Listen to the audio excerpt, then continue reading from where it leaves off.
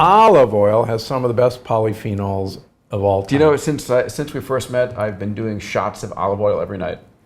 Just, probably not a shot glass, actually a glass of olive oil. So how much olive oil do you think I should be taking? Well, as a good Greek. Yeah. Well, as you know, on Crete, the average consumption of olive oil is 1 liter per week. And that's 12 tablespoons a day. Mm-hmm. And so one of my favorite sayings is the only purpose of food is to get olive oil into your mouth. I've heard that. And it's really interesting. The Spanish did a really cool study that I know you're aware of, where they took 65-year-old people and they put them on a Mediterranean diet. And the one group had to use 1 liter of olive oil per week for 5 years. And they actually had to come and get the olive oil dispensed to them once a week. They had to bring the empty one back.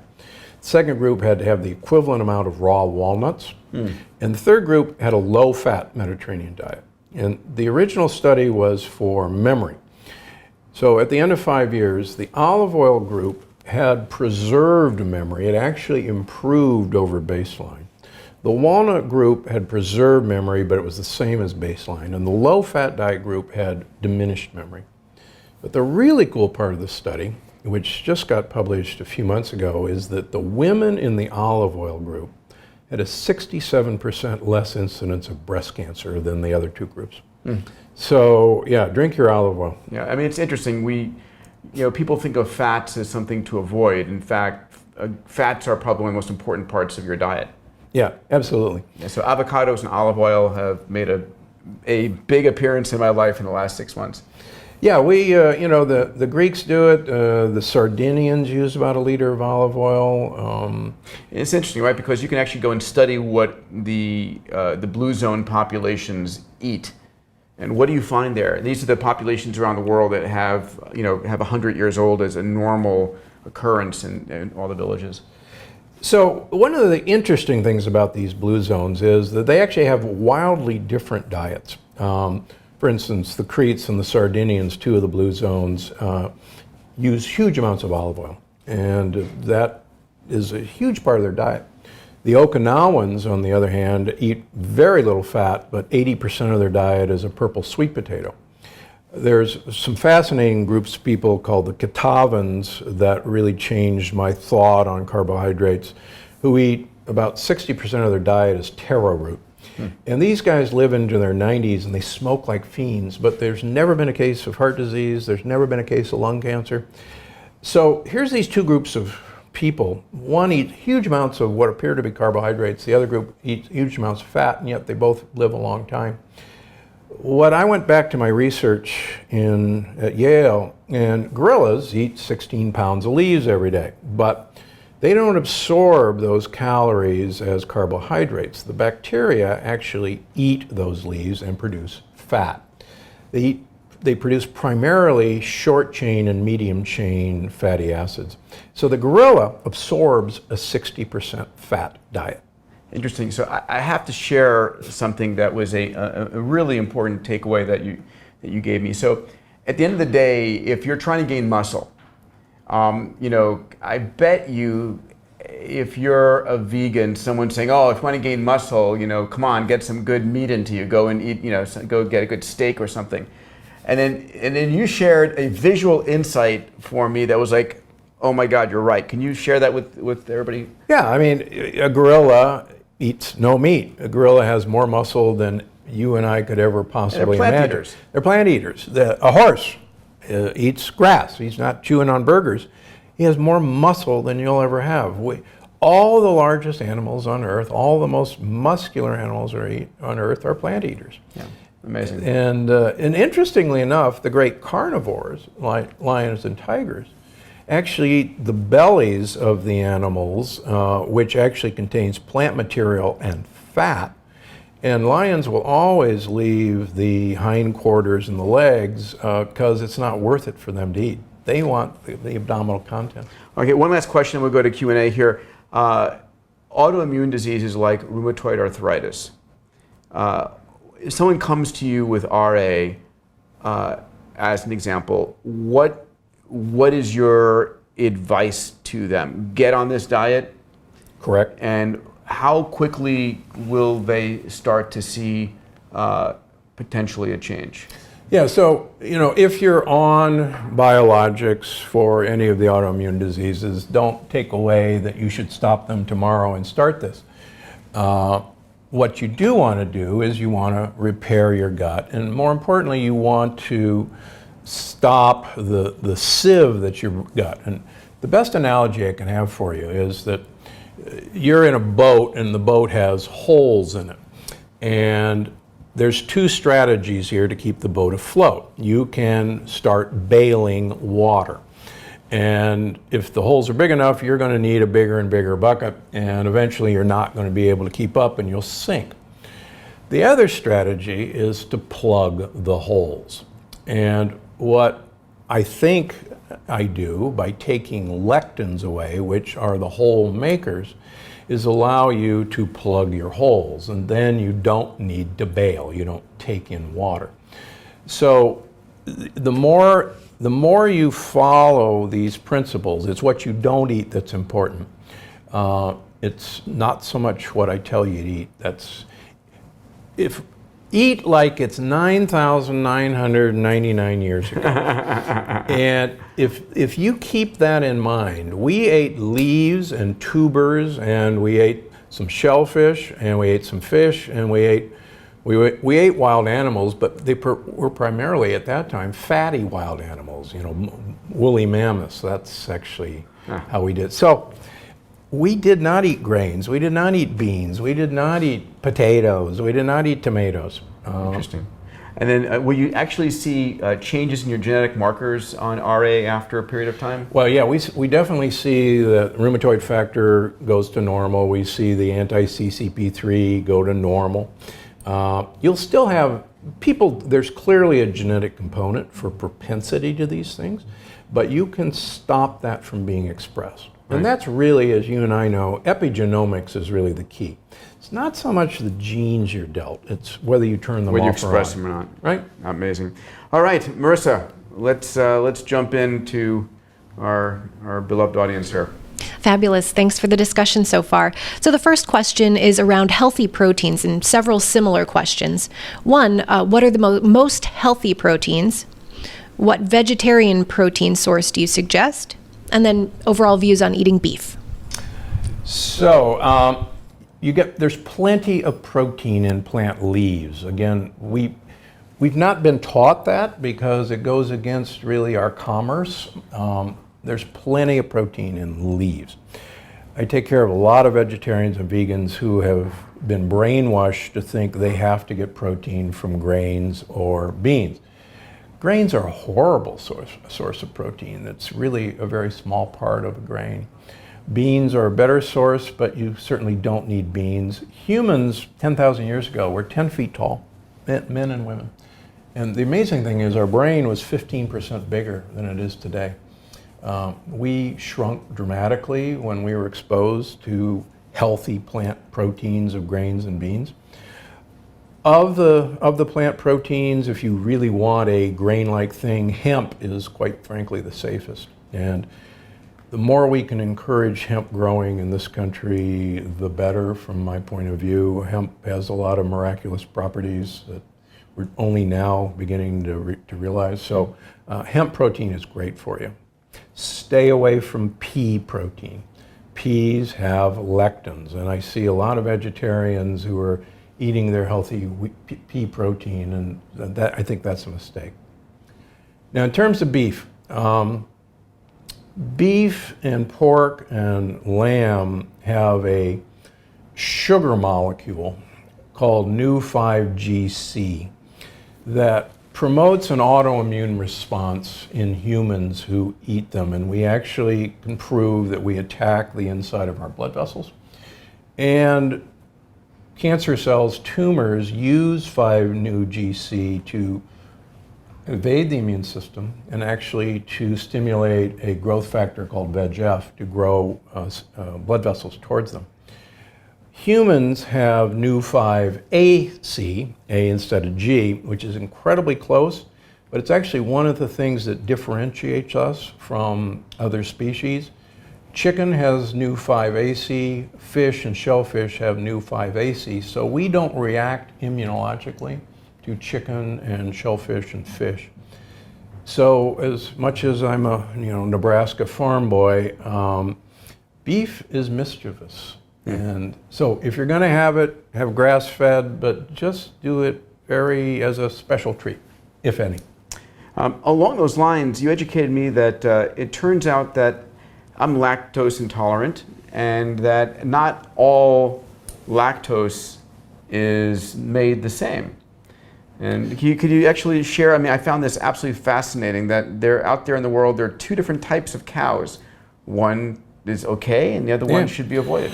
Yeah, so the original cow there's a protein in milk called casein A2, and the other protein in milk is whey. And about 2,000 years ago, northern European cows suffered a spontaneous genetic mutation. As we do. As we do. And they started making casein A1.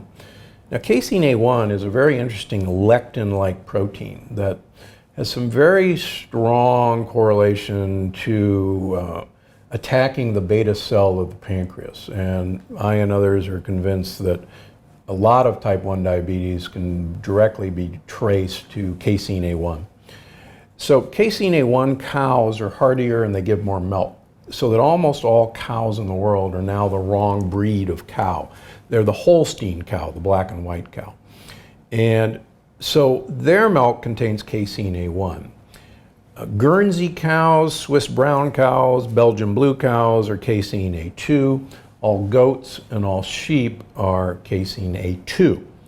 So it's very interesting. A lot of people who think they're lactose intolerant, what I've found is they're actually casein A1 intolerant, because a great number of them can have goat's milk and not react, even though there's plenty of lactose in goat's milk. And one of the eye-openers for me early on was people who were lactose intolerant would go to Italy and they'd have the gelato and come back and say, I love going to Italy because there's no lactose in their gelato. And I said, well, yes, of course there is. They said, well, no, because I can have all the gelato I want and I don't react. And I'm lactose intolerant. I said, no.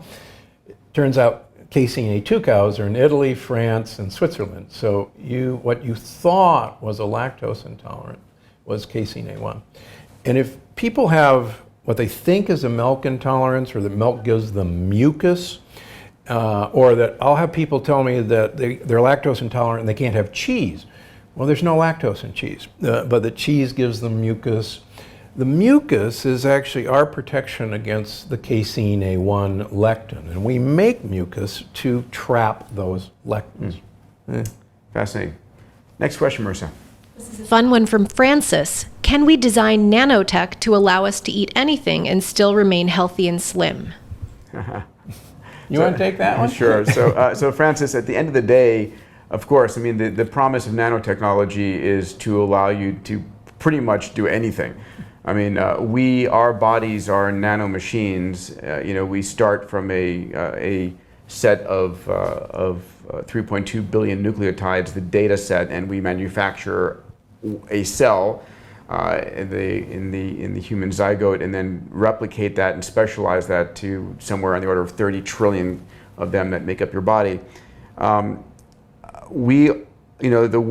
vision of nanotechnology, as originally portrayed by Eric Drexler and continued by folks like Ray Kurzweil and others, is that we're going to use these kinds of nanomachines who go in and can recognize, if you would, lectins and destroy them on the spot. But the fact of the matter is, once we have that level of technology, so much more happens in the world that you'll forget about that as this small fringe benefit as you blast off on your Diamondoid spaceship towards your space colony. But I guess the question is, can we in fact avoid, can we eat things and avoid having the lectins bother us? And in fact, we don't have to wait for nanotechnology. I use a product you have called Lectin Shields right now. Talk about that 1 second. Yeah, so we know that lectins have specific targets. They're sugar molecules, And we even know what sugar molecules lectins are particularly designed to be attracted to. So I formulated a compound that has about 8 known lectin desirable sugar molecules that bind lectins. And can you do anything you want if you take it? I didn't design it for that, but it's certainly protective. I feel like Bill Murray on Groundhog Day. We could do anything we want. But I've taken it to Italy and eaten pasta and potatoes and not suffered the normal consequences of blowing up like a toad.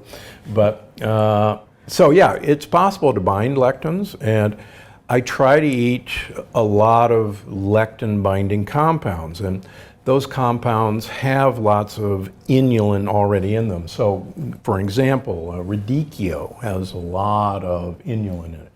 Chicory, endive has a lot of inulin in it. And it's really interesting looking at what Italians put in their salads, because Italians traditionally have used lots of inulin containing compounds. And right from the get-go, they're absorbing lectins, number one, and they're also empowering their bacteria. And the thing I talk about in the book, one of the things that's really changed is our bacteria is really kind of our defensive front floor. And they're there as the initial line of defense against lectins. There are bacteria that love gluten, for instance. And one of the interesting things is if you go gluten-free, your bacteria that love gluten leave because they have nothing to eat. And so if you're not even necessarily gluten sensitive and then you re-eat gluten, you will probably feel the gluten lectin because the bacteria have gone. It's one of the interesting side effects of a gluten-free diet. Marissa. This next one is from Hunter. Will there be a healing crisis in the initial phase of the plant paradox diets as the microbiome rebalances and certain bacteria die off? In the literature of detoxing, we talk about that. Quite frankly, I haven't seen it in my own practice, and I've been taking care of up to 10,000 people now. It's really not reported. We do see some change in bowel habits initially, but we don't see people getting worse and then getting better. They usually always get better. How's that? That's great. This next one is from Neil. We now live longer than ever. If so, what role did our ancient natural diet play in contributing to a lifespan that was only a fraction of what it is today? Well, this is everybody's favorite question in longevity, because lifespan, the oldest people have always lived a very, very long time. Ben Franklin lived into his mid-90s in actually very good health. What's happened to us in 1900, life expectancy was about 40 years. And now we'll be in our mid-80s. What's happened is we've beat the main cause of mortality, which was infectious diseases and accidents. And those now, childbirth and infant death were really two of the main contributors to a shortened lifespan. And so people think that, well, we only lived till we were 40 back in 1900. No, that was the average lifespan because the great majority of us died off very young. But the old people have always been very old. And what we're now seeing is, unfortunately, we have a long lifespan, but we have a horrible health span. And if you actually look at the number of diseases that a 55-year-old currently has and compare them to their parents at the parents' age of 55, the current 55-year-old is actually sicker than his parents. And we're propping people up with fantastic technologies that unfortunately I was part of, and I'm proud of keeping people alive with heart surgery. But the point is, you shouldn't need these things. Thomas Edison said the doctor of the future will give no medication. And what we need to do is have an increased health span. There's a wonderful Japanese researcher that I quote in the book, and I often get it wrong, so you'll forgive me, but his quote is, "Eat right, stay fit, live long, die quick." And if you think about it, that's exactly what all of us want. You want to, I sign my books, die young at a very old age, because that's what we want. I don't want to live in a nursing home being wheeled around in a wheelchair. But, I want to be, running my dogs at 100 or 105. Incidentally, the lady who started my first book and who's mentioned in this book, Edith Murray, just celebrated her 105th birthday on May 5th. And she still walks in to see me with her 2-inch heels, dressed to the nine, hair and makeup, and she's smart as a whip. Mm-hmm. So there is a wonderful future. She changed her diet at the age of 20, listening to a great nutritionist by the name of Gaylord Hauser. Mm-hmm. And I started taking care of her when she was 90, because she said I talked just like Gaylord Hauser. And I've read his books, and I could have written his books. This guy was so far ahead of his time. He basically said, go home, throw all white food out of your pantry, and never eat a white food again. And she believed him. 105. Amazing. This next one is from Julie and several others. So if you do have to take antibiotics, what can you do to offset some of those negative effects? Yeah, we have to realize that swallowing antibiotics is like throwing napalm in your rainforest. If you have to take antibiotics, and this is something you really have to struggle with your physician. These are not candy, these are not toys. Broad-spectrum antibiotics have just decimated us in so many ways. So, absolutely take probiotics, but take probiotics from spore-forming bacteria. My favorite is what's called BC30. It's made by a company called Galaden. It's in Vital Reds. If you don't want to get Vital Reds, Schiff licenses it. It's called, let's see if I can remember the name of it, Intensive Bowel Support, but Schiff makes it. A Digestive Advantage is the name of it. So spores get through the acid in your stomach. Quite frankly, a great number of probiotics don't make it past the acid in your stomach. So keep taking probiotics while you're taking antibiotics, and then keep giving those bugs fertilizer, and those are the prebiotics that we talked about earlier. So you're going to kill off your bugs, but just keep reseeding them. Yep. This next one comes from Alex. What is a practical and easy way to test the condition of your gut? Boy, that's a really good question. There's some really cool blood tests that we can do that really aren't available to everybody, although insurance does cover them. Let's put it this way. If you notice that after you eat, your belly swells up a little bit, if you're either constipated or your stools are looser than normal, one of my favorite examples is we're the only animal that uses toilet paper. And I want you to let that sink in for a second. Many of my patients come back to me and say, I don't know how to mention this, but I wipe and there's nothing there anymore, and I used to wipe a lot, and is that weird? And I said, no, you've now become a normal animal. And it was one of the eye-openers for me when I started with this, because I could go through a half a roll, and all of a sudden one day I said, well, that's funny, there's nothing here to do. And so if there's something to wipe, your gut isn't right. Ooh, I like that. Write that down. How's that?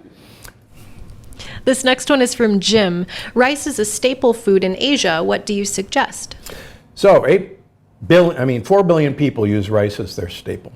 4 billion people take the hull off of brown rice and eat it white. That ought to tell you something. The hull contains most of the lectins. So if you're going to eat rice, eat it white, but I'd like you to do one other thing.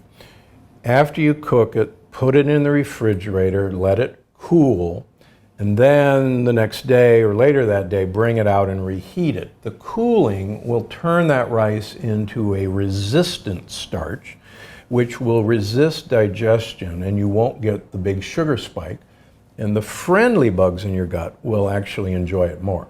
So of the grains, traditional grains, rice is the safest, but eat it white.